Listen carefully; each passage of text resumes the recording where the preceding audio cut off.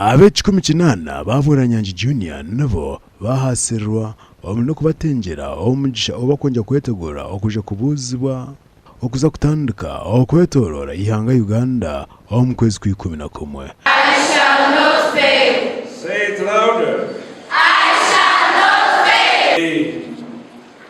The blessing of God Almighty, the Father, the Son, and the Holy Spirit be upon you. May that blessing protect you from any sickness. May that blessing enable you to remember and recollect what you have studied.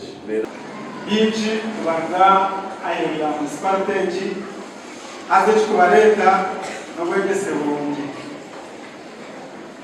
naswaza kura bakombe abazira ibanga bagahaye kongechikubaleta Obwegyese bulungi amishomeseze ntabwo cyo ndakusima management criminal morals.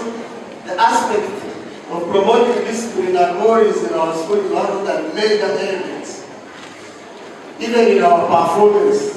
Chairman wakachiko akarukurira ishomero rya Buranyanji Junior Mole Musinguzi yasima abeja abukora n'amani bakayika kumara imyaka mushanju ya primary kandi abazina nabo basimwa Agobusaasi. God that you are really patient and you have reached this far. Tubashabira for the exam that you are going to enter. May God help you to become very confident, very steady, and you write the correct answers correctly. Biishopu Twinomujuni Johnson ayabasafuna gumugisha kadedicatinga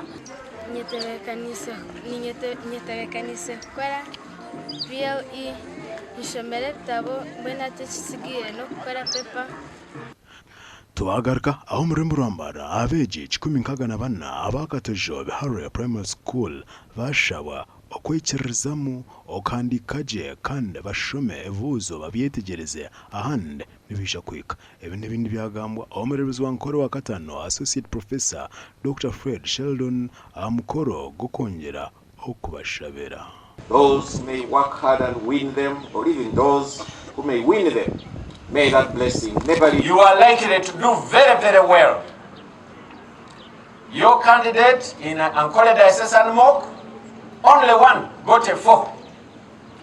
And then also in the divisional exams, only one candidate got a 4. And they are all from Katozuhari. Praise the Lord.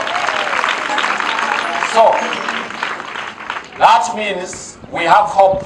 Tugenderaho kandi n'ibyabutosha ngo bumanya tusima mukama abizobedi sima bazire sima abana ba dedication kandi tusima abo commissioninga ikizimbe kitu cyo babasa kutereza tujya abantu mw'ishomeromo abana butine n'abana 2026 kandi abarukureberwa abana abantu 65.